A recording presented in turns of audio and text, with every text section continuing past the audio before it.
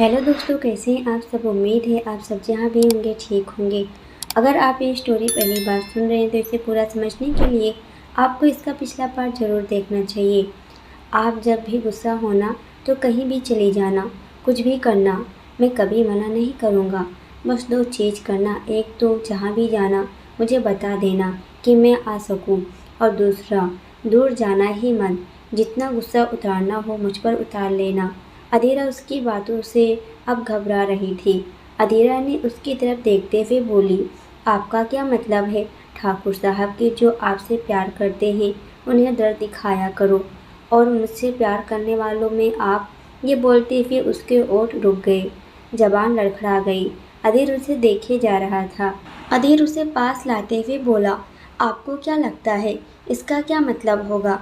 अधीरा इस बार खामोश रही। अधीर ने अपनी आंखें बंद कर अपने माथे से उसके माथे को लगा लिया और धीरे से उसे बोला, अधीरा, आप अधीर सिंह ठाकुर की पहली और आखिरी मोहब्बत बन चुकी हैं। नहीं पता कैसे बन चुकी हैं, कब हुआ ये भी नहीं पता, पर आपके साथ इस पत्थर दिल को सुकून मिलता है। आपकी शरारतें, आपकी कभी ख़त्म ना होने वाली बातें, आपकी बकबक और आपका सब कुछ हम अपनी ज़िंदगी में चाहते हैं और जानते हैं कि आपके दिल में भी यही है। अधीर बोल रहा था और अधीरा की आंखें बंद थी। वो बस खामोश सुने जा रही थी। अधीर ने अधीरा के चेहरे को करीब लाते हुए उसे अपने दिल की बात कह दिया था। अधीरा घबराई हुई सी खामोश उसकी बातों को सुने जा रही थी। याद है जब सिंघानिया जी की बहू ने आपको मेरी पत्नी के रूप में सजाया था, तब मैंने क्यों बोला था कि आप शांत रहें, कुछ ना कहें, क्योंकि मुझे आपको वैसे देखकर बहुत अच्छा लगा था। याद है जब आपने नताशा के सामने मुझे अपना कहा था, मुझे बहुत अच्छा लगा था। जब नताशा ने आप पर हमला किया था तब मेरी जान ही निकल गई थी। इतना गुस्सा था कि नताशा के घर उसकी जान लेने पहुंच गए थे, पर उसके पिता की वजह से उसे छोड़ दिया था। लेकिन आपको दर्द देने के लिए मैंने उसे मौत का नज़ारा दिखा तो दिया था। आपको कोई देखता है तो मेरे इस सीने में जैसे आग सी लग जाती है। कोई छू ले तो मन करता है उसका हाथ उसके बदन से अलग कर दूं। मन करता है उसे जिंदा ज़मीन में गाड़ दूं। जब आपको कोई कुछ भी कहता है उसे मार डालूं, ये दिल कहता है। आपकी मासी ने जब आपको उस दिन वो सब कहा तो मेरा हाथ बस इसलिए रुका क्योंकि वो भाभी की माँ थी, वरना शायद उन्हें बताता कि अधीर ठाकुर की मोहब्बत को कुछ कहना क्या होता है। जब आप पास होती हैं तब सुकून होता है। मुझे नहीं देखता आपको तो बेचैन हो जाता हूँ। आपके पास आते ही मैं शांत हो जाता हूँ। आप मुझसे पूछती हैं ना कि कैसे पता चलता है बिना ये देखे कि आप हैं। आपकी ये पायल, ये चूड़ियाँ जो आपसे पहले आपके आने की बात बता देती हैं। अधीरा, तुमने इस तरह वीरान रहने वाले खड़ूस ठाकुर साहब की ज़िंदगी जीना सिखा दिया। मुझे आपकी आदत हो गई है और कुछ जानना है आपको। ये कहते हुए उसने अधीरा के चेहरे को अपने हाथों में ले लिया, जिसकी नज़रें अभी भी झुकी हुई थी। अधीर ने उसके चेहरे को उठा के अपने सामने किया और उससे बोला, आप कुछ बोलेंगे नहीं। अधीरा ने बिना उसकी तरफ देखे बोली, काफ़ी वक्त हो गया है ठाकुर साहब, दीदी इंतज़ार कर रही होंगी, हमें चलना चाहिए। ये बोल वो दूर हटने लगी तो अधीर ने उसे कस के पकड़ा और रेत पर गिर गया। अधीरा उसके सीने पर थी और अधीर का हाथ उसकी कमर पर था। वो घूम के अधीरा के ऊपर आया और उसे बड़े ही प्यार से देखने लगा। अधीरा की नज़र एक वक्त के लिए उसकी नज़रों से मिली, उसके बाद उसने मुंह फेर लिया। ये देख अधीर ने उसके चेहरे को अपने तरफ कर लिया और उससे बोला, प्यार करती हो ना हमें। अधीरा उसके बोलने पर खामोश रही। अधीर ने उसके हाथों पर अपनी पकड़ मजबूत किया, जिसे उसे हल्का दर्द होने लगा। अधीरा को देखते हुए अधीर ने फिर से पूछा, प्यार करती हैं आप मुझसे। इस बार अधीरा ने बिना उसे देखे कहा, मुझे नहीं पता, और वैसे भी मेरी सगाई हो चुकी है। मेरा ये सब सोचना भी गलत है ठाकुर साहब। आप जो कर रहे हैं वो गलत है, इसलिए अच्छा होगा कि आप मुझसे दूर रहा करें।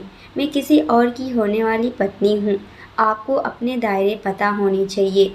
अधीरा के इस बेरुखी भरे जवाब से अधीर को गुस्सा आ गया उसने उसे कस के पकड़ते हुए गुस्से में कहा, गलत में नहीं, वो लड़का है।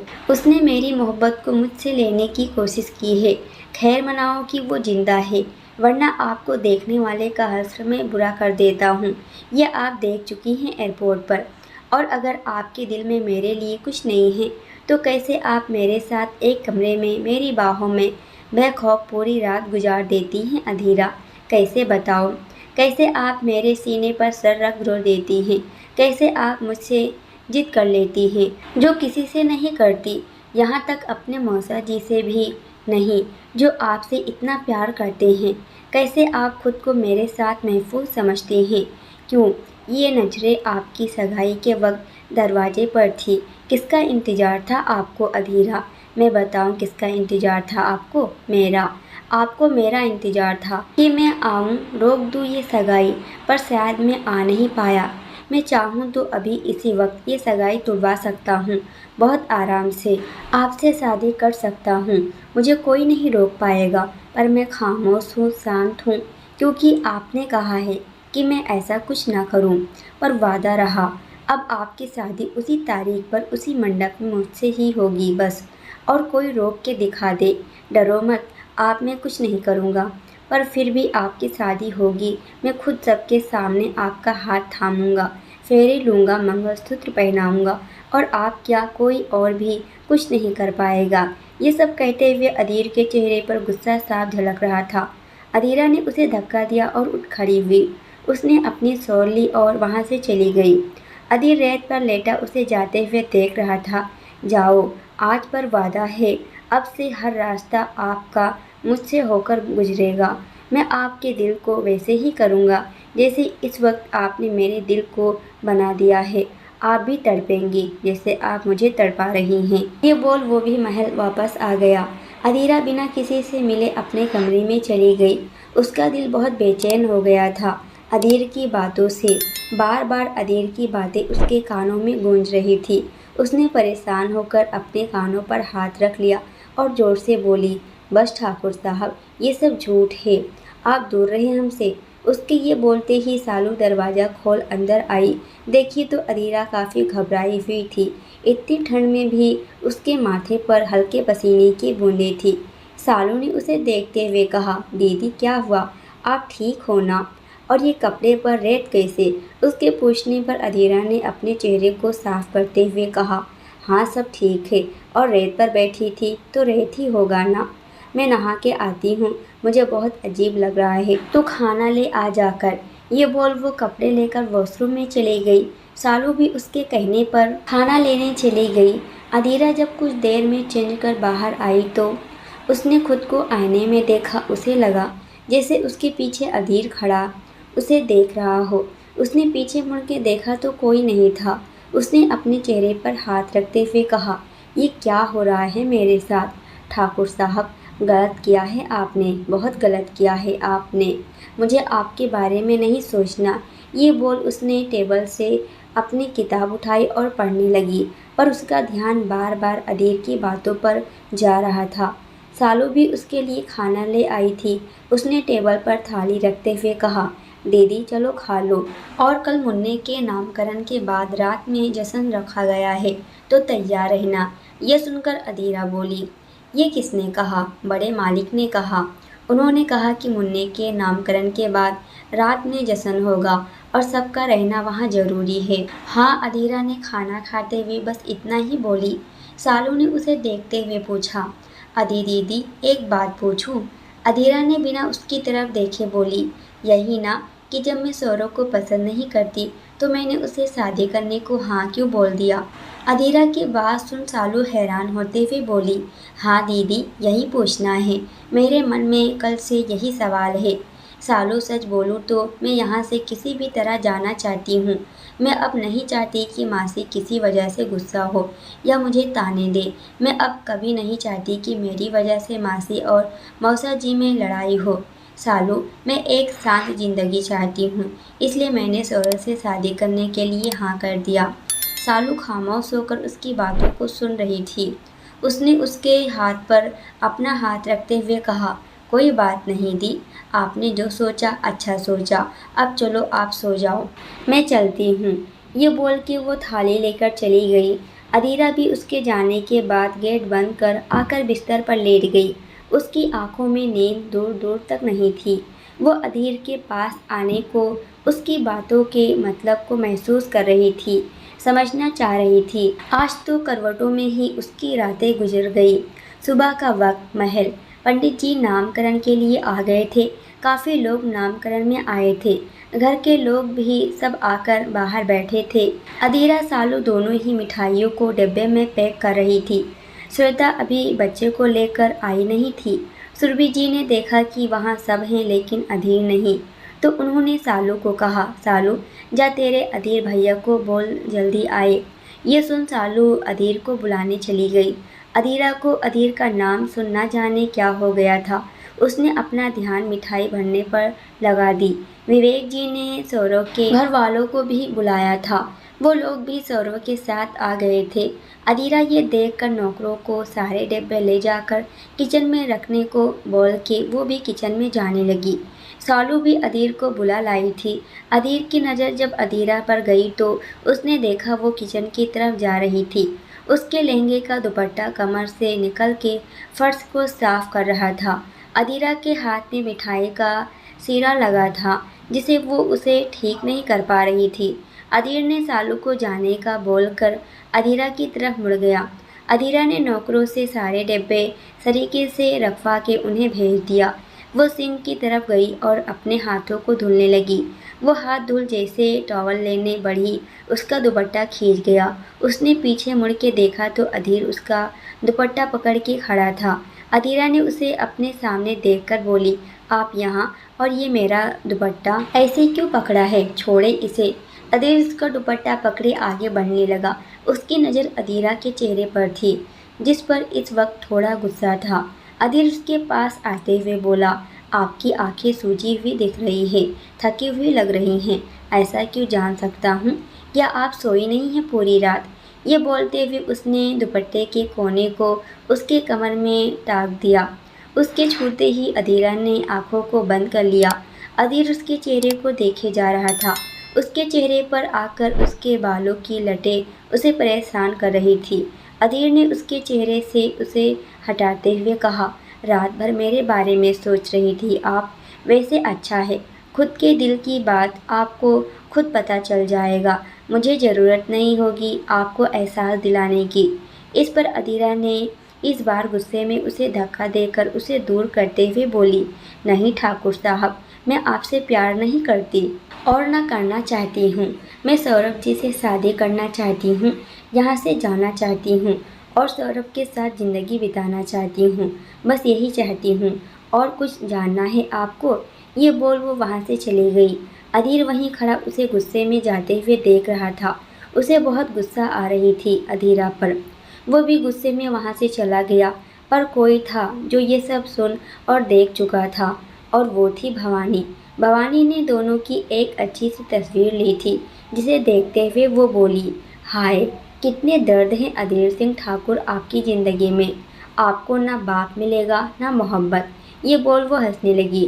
नामकरण की पूजा हो रही थी, सब बैठे थे। श्वेता अमर दोनों साथ में बैठे थे। श्वेता बच्चे को अपनी गोद में लिए बैठी थी।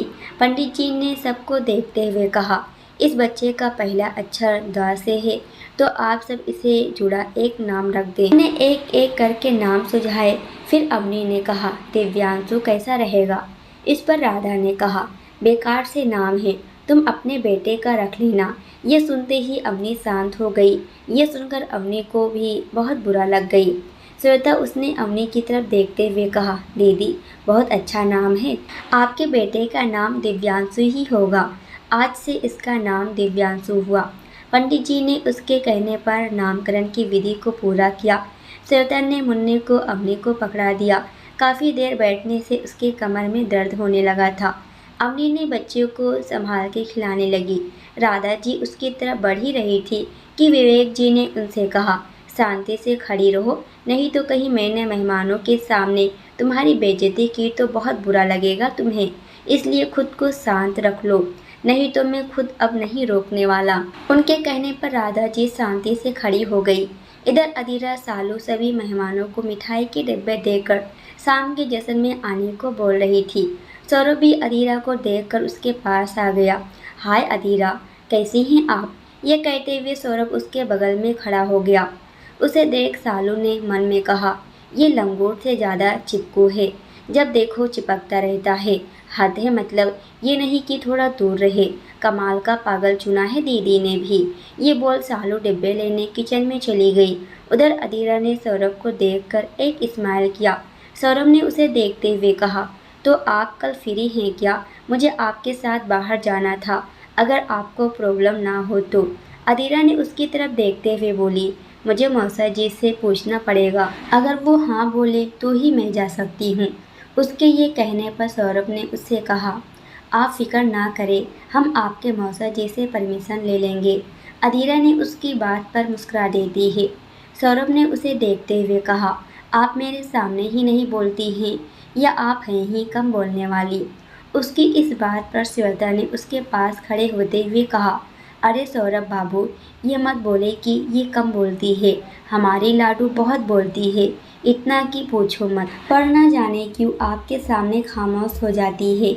ये बोल उसने अधीरा को कंधे से पकड़ लिया। अवनी भी बच्चे को लेकर उसके पास चली आई। अवनी ने सौरभ को देखकर बोली, तो दूल्हे राजा, क्या फुसुर फुसुर चल रही है दुल्हनिया से? कहीं आज ही तो ले जाने का इरादा बना के तो नहीं आए हो? ये बोल वो हंस दी और उसके साथ श्वेता भी।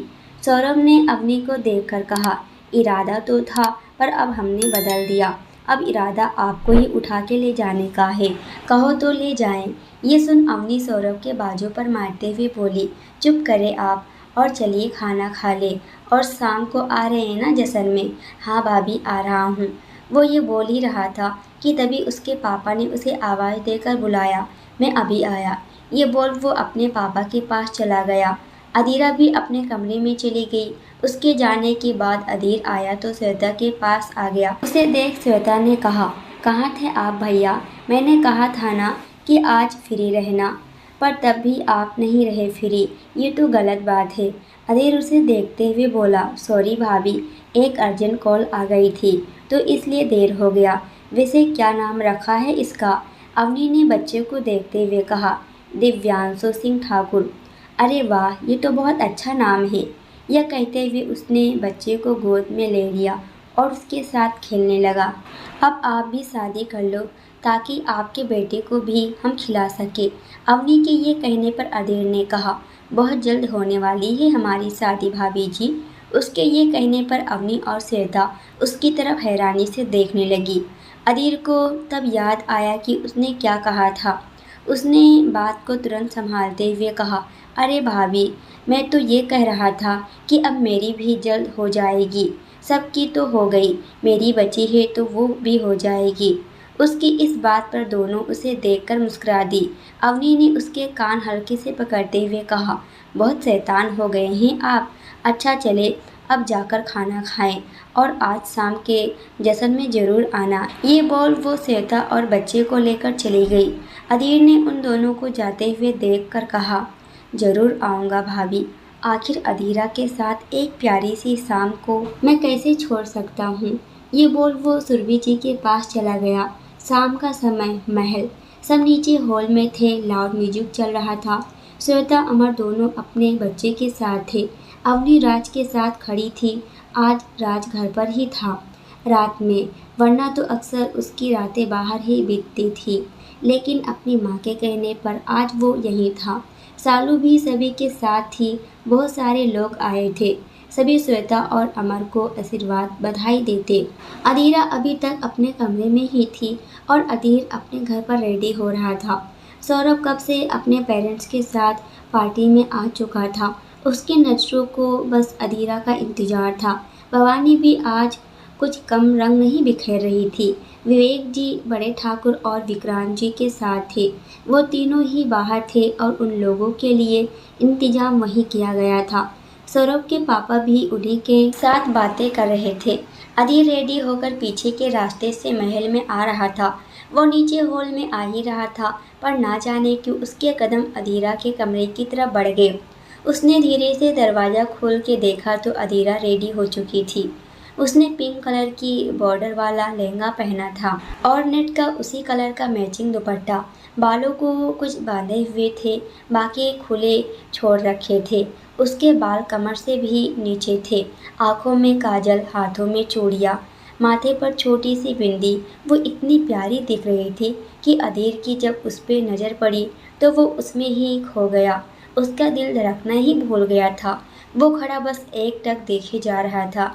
अधीरा ने जैसे कमरबंद पहनने के लिए हाथ बढ़ाया, वैसे अधीर ने अंदर आकर उसे उठा लिया। अधीर को ऐसे कमरे में देखकर अधीरा घबरा गई। अधीर ने उसे देखे जा रहा था। अधीरा ने उसे देखते हुए कहा, आप इस तरह से क्यों चले आते हैं बार बार? मैंने आपसे बोला है ना कि दूर रहा करें आप, तो क्यों चले आते हैं आप? इस बार अधीर ने उसके पास आकर धीरे से उसकी कमर में हाथ डाल उसे पास खींच लिया। उसे कमरबंद पहनाते हुए उसने कहा, काश आप ये दिल से कहती तो सोचता भी, पर क्या करूं? आपकी आंखें हर बार मेरे से सच बोल जाती हैं, जो आप चाहकर भी उसे नहीं रोक सकती। वो हमेशा मुझसे ही बोलती हैं कि मैं आपके आसपास या बहुत पास रहा करूं, क्योंकि आप बेचैन हो जाती हैं मुझे ना देखकर। अधीरा उसके छूने से सहर रही थी और वो खुद में सिमट रही थी। अधीर ने ड्रेसिंग टेबल पर रखे उसके झुमके उठाया और उसे पहनाते हुए बोला, आप आज मेरे साथ एक छोटा सा डांस करेंगी? अधीरा उसके पास होने से कुछ बोल ही नहीं पा रही थी। अधीर ने दूसरे कान में झुमके को पहनाते हुए उससे कहा, आप कुछ बोल नहीं रही तो क्या हाँ समझूं मैं इसे? उसके बोलने पर अधीरा ने दूर होकर उसकी तरफ पीट करके कहा, नहीं, मैं नहीं करना चाहती। अधीर उसके पास आकर उसकी कमर को एक उंगली से छू के बोला, मेरा मन है, इसलिए जल्दी आए, वेट कर रहा हूँ। ये बोल वो चला गया। अधीरा उसके जाने के बाद नीचे आई और अवनी और श्वेता के पास चली गई। अधीरा को देखते हुए अवनी ने कहा, वाह लाडो, बहुत सुंदर लग रही हो, किसी की नज़र ना लगे आपको। ये बोल वो नज़र का टीका लगाने ही जा रही थी कि तभी श्वेता ने कहा, अरे दीदी, आप क्या इसे नज़र का टीका लगा रही हैं? ये तो खुद ही टीका कमर पर लगा के आई है, ये देखो। उसके ये कहने पर अवनी के साथ अधीरा ने खुद देखा तो उसकी कमर पर काला टीका लगा हुआ था। उसने याद किया तो अधीर ने जब उंगलियों से उसे छुआ तो शायद उसने ही ये लगा दिया था। अधीरा ने ये सोचते हुए जैसे सर उठा के देखा तो सामने कुछ दूरी पर अधीर कुछ लोगों से बातें करते हुए उसे ही देख रहा था। अधीरा ने गुस्से में मुंह फेर लिया। अधीर सालू के पास गया और उसे कुछ बोला तो सालू ने सर हिला के हाँ कह दिया और चली गई। सौरभ अधीरा के पास आया और उसे देखते हुए बोला, बहुत अच्छी लग रही हैं आप, वैसे मैं बहुत लकी हूँ क्योंकि इतनी सुंदर लड़की मेरी जो होने वाली है। उसकी बात पर अधीरा ने हंसते हुए कहा, जी शुक्रिया। सौरभ ने उसे देखते हुए कहा, वैसे मैंने मौसा जी से पूछ लिया, आपके लिए उन्होंने हाँ कह दिया है। अब आप हाँ बोल दें तो कल चले।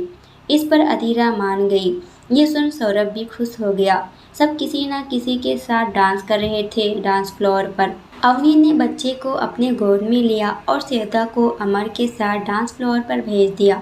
दोनों ही जाकर एक दूसरे के साथ बहुत अच्छा कपल डांस करने लगे। सब उन्हें देखकर ताली बजा रहे थे। उन दोनों के बाद लाइट्स ऑफ हो गई। सब इधर उधर देखने लगे। तभी अधीर अधीरा का हाथ पकड़ जबरदस्ती डांस फ्लोर पर ले आया।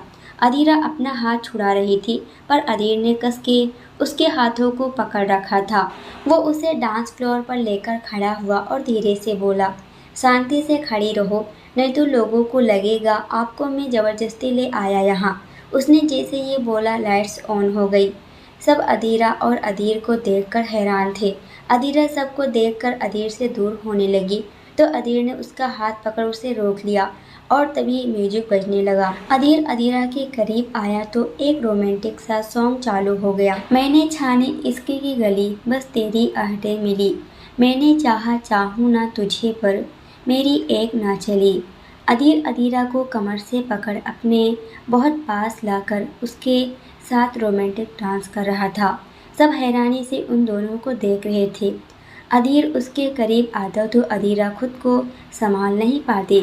इश्क में निगाहों को मिलती है बारिशें, फिर भी क्यों कर रहा दिल तेरी ख्वाहिशें। सौरभ भी यह खड़ा देख रहा था। तभी भवानी ने आकर उससे कहा, काफ़ी नज़दीकियाँ लगती है दोनों में, पता नहीं क्या चल रहा है इन दोनों में। ये बोल वो शांत खड़ी उन दोनों को देखने लगी। सौरभ की नज़र उन दोनों पर ही थी। दिल मेरी ना सुने दिल की मैं ना सुनूं, दिल मेरी ना सुने दिल का मैं क्या करूं। आज अधीर जैसे अधीरा को अपने प्यार का एहसास दिला रहा था। अधीरा उसकी आंखों में देखे जा रही थी। अधीर की प्यार भरी छून उसे अंदर तक समेट रही थी। लाया कहाँ मुझको ये मोह तेरा, रातें ना अब मेरी ना मेरा सवेरा, जान लेगा मेरी ये इश्क मेरा।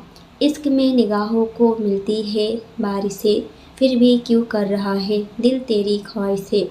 सबकी नज़रें अधीर अधीरा पर थी। उन दोनों को ऐसा डांस करता देखकर कोई भी ये सोच सकता था कि दोनों के बीच में कुछ तो चल रहा है। श्वेता और सुरभि जी तो दोनों को देखकर हैरान थी। साथ में श्वेता ने अधीर की आंखों में कुछ ऐसा देख लिया था जिसे उसे परेशान कर दिया था। सॉन्ग खत्म हुआ तो दोनों अधीरा और अधीर के बहुत करीब खड़ी थी। अधीरा की नज़रें इस बार अधीर की नज़रों में खोई हुई थी। अधीर ने धीरे से उसके कानों के पास आकर कहा था ना मैंने कि मैं आपके साथ डांस करूँगा। आप शायद मेरी बात को हल्के में ले गई अधीरा, और अब इस बात से अंदाज़ा लगा लेना चाहिए तुम्हें कि मैं जो बोलता हूँ उसे करता हूँ। तो शादी भी होगी, अब अपनी इंतज़ार करो बस। ये बोल वो अधीरा से दूर हट गया। अधीरा अभी भी उसे खोई हुई नज़रों से देखे जा रही थी। सब तालियां बजा रहे थे। सालू और अवनी दोनों उन दोनों के पास आ गई। अवनी ने उसके कंधे पर हाथ रखते हुए कहा, वाह अधीरा और देवर जी, आप दोनों तो कमाल का डांस करते हैं। क्या परफॉर्मेंस दी है आप दोनों ने। सच में एक वक्त के लिए लगा तो जैसे देवर जी के सीने में दिल आ गया हो और वो अधीरा के लिए धड़कता हो। कुछ ऐसी ही परफॉर्मेंस थी आज की आपकी देवर जी। वैसे हमें नहीं पता था कि हमारे देवर जी इतने रोमांटिक भी हैं। उसके ये कहने पर अधीरा का ध्यान टूट गया था। अधीर मुस्कुराते हुए अधीरा को देख रहा था। अधीर ने अवनी को देखते हुए कहा, अभी तो आप देखे अधीर सिंह ठाकुर, और कैसा है। अच्छा भाभी, मैं भैया के पास जाता हूँ। ये बोल वो अमर के पास चला गया। अधीरा ने उन दोनों को देखते हुए कहा, मैं अभी आई भाभी। ये बोल वो भी वहाँ से चली गई। वो श्वेता के पास जा ही रही थी कि तभी सौरभ उसके सामने आ गया। उसने अधीरा को देखते हुए कहा, काफ़ी अच्छा डांस था, या ये कहूँ काफ़ी हॉट था। वैसे आपके और ठाकुर साहब के बीच कुछ है क्या अधीरा। अधीरा उसके सवाल पर उसे घबराई हुई नज़रों से देखे जा रही थी। वो क्या बोले इस वक्त उसे समझ ही नहीं आ रहा था। तभी सौरभ ने उससे कहा, अरे अधीरा चिल, मैं तो मजाक कर रहा था, पर हाँ अगर कोई ऐसी बात हो तो जो मुझे पता होनी चाहिए तो प्लीज़ मुझे बता देना, क्योंकि कोई मुझसे बातें छुपाए या झूठ बोले ये मुझे बिल्कुल भी पसंद नहीं है, समझी ना तुम। ये बोलते वक्त वो सीरियस हो गया था। अधीरा ने बस उसे देखते हुए सर हिला के हाँ कह दिया। सौरभ ने उसका हाथ पकड़ा और उसे एक अंगूठी पहनाते हुए बोला, सुना था कि आपको जो अंगूठी हमने पहनाई थी वो बड़ी हो गई थी और इसलिए आपने उसे निकाल दिया था। तो ये जानने के बाद गया और मैं आपके लिए ये अंगूठी बना लाया। इसे अब अपनी उंगली से मत निकालना, अच्छी बात नहीं होती है ऐसे अंगूठी हाथ से निकाल देना, ऐसा माँ कहती हैं। अधीरा को हल्का दर्द हो रहा था। वह हैरानी से सौरभ की तरफ देख रही थी। वो समझ नहीं पा रही थी आखिर सौरभ का नेचर कैसा था। सौरभ उसे अंगूठी पहना के चला गया। अधीरा खामोश खड़ी उसे जाते हुए देख रही थी। उसके जाने के बाद वो भी सालू को खोजने लगी। वो उसे खोजती हुई कॉरिडोर की तरफ जा रही थी कि तभी उसका हाथ पकड़ किसी ने खींच लिया। उसने देखा तो अधीर था जो इसे खींच के महल के पीछे ले जा रहा था। उसके चेहरे पर गुस्सा था जो अधीरा ने देख लिया था, पर यह गुस्सा क्यों था ये वो समझ नहीं पाई थी। अधीर अधीरा को अपने साथ गुस्से में महल के पीछे अपने घर में ले आया था। अधीरा उसे हाथ छुड़ाने की कोशिश कर रही थी। वो उसे हाथ छुड़ाते हुए बोली, ठाकुर साहब छोड़े आप हमें, ये क्या बदतमीजी है, किसी ने देख लिया तो क्या समझेगा। वो बोल ही रही थी पर अधीर पर जैसे असर ही नहीं हो रहा था। अदीरा ने हॉल के अंदर पहुंच के अपने हाथ को किसी तरह छुड़ा के उसे दूर हुई और खड़ी होकर बोली, खबरदार, जो आपने मुझे अब छुआ तो बहुत कर ली आपने अपनी मनमानी। अब बस बहुत हुआ। कभी सबके सामने डांस फ्लोर पर ज़बरदस्ती ले जाते हैं, कभी ज़बरदस्ती कमरे में रोक लेते हैं और कभी ज़बरदस्ती मुझे खींच के ले आते हैं। समझते क्या हैं आप खुद को? देखिए ठाकुर साहब, मैं आपसे बोल चुकी हूँ कि मेरी सगाई हो चुकी है और मुझसे अब दूर रहा कीजिए। ये बोल वो जाने लगी। गुस्से में तो अदीर ने उसे पकड़ अपनी गोद में उठा लिया और उसे अपने कमरे में ले गया। अदीरा उसके ऐसे गोद में उठाने से और ज़्यादा गुस्सा हो गई थी। उसने उसे देखते हुए कहा, ठाकुर साहब उतारे हमें, ये क्या हरकत है? ये ठीक नहीं कर रहे हैं आप। वो बोली जा रही थी पर अदीर को जैसे फ़र्क ही नहीं पड़ रहा था। वो उसे उठा के अपने कमरे में लाया और वॉशरूम के अंदर ले गया। उसने उसे खड़ा किया और उसके उस हाथ को पकड़ा जिसमें सौरभ ने ज़बरदस्ती टाइट रिंग पहनाई थी, उसे उतारने लगा। अदीरा ने ये देख उससे पूछा, ये आप क्या कर रहे हैं ठाकुर साहब? ये बहुत टाइट है, नहीं निकलेगा। प्लीज़ मेरा हाथ छोड़े। उसकी बात सुन अदीर ने उसकी उंगली पर हल्का सा सूप लगाया और बहुत ही आराम से उसे बिना कोई तकलीफ दिए अंगूठी निकाल दी। अदीरा उसे शांत खड़े देख रही थी। अदीर ने उसका हाथ साफ किया और वहाँ से रखे टॉवल से उसके हाथ को पोंछने लगा। फिर वो अदीरा को कमरे में लेकर आया और सौरभ के ज़बरदस्ती अंगूठी पहनाने से जो जख्म हो गया था, उसकी उंगली में उस पर क्रीम लगाते हुए कहा, उस सौरभ को समझा दो कि आप मेरी अमानत हैं। अगर अगली बार उसने ऐसा कुछ किया जिससे आपको कोई तकलीफ़ होगी तो मैं उसे वो तकलीफ़ दूंगा जिसके बारे में उसने सोचा भी नहीं होगा। यह कहते हुए अदीर का ध्यान सिर्फ अदीरा के हाथ पर था। अदीरा अपना हाथ उसके हाथ से दूर करने लगी तो अदीर ने उसका हाथ हल्के से पकड़ लिया। ये देखकर अदीरा समझ गई कि ये खड़ूस ठाकुर उसका हाथ अभी छोड़ना नहीं चाहता है। अदीर ने उसे देखते हुए कहा, दोस्तों आज के लिए इतना ही, इसके आगे क्या होगा ये हम देखेंगे अगले वीडियो में। जब तक ये देखिए वीडियो आपको अच्छी लगी हो तो वीडियो को एक लाइक और कमेंट तो ज़रूर कर देना और अगर आप हमारे चैनल पर नए हैं तो चैनल को भी सब्सक्राइब कर हमें सपोर्ट ज़रूर कीजिएगा। पूरी वीडियो देखने के लिए आप सभी का बहुत बहुत धन्यवाद।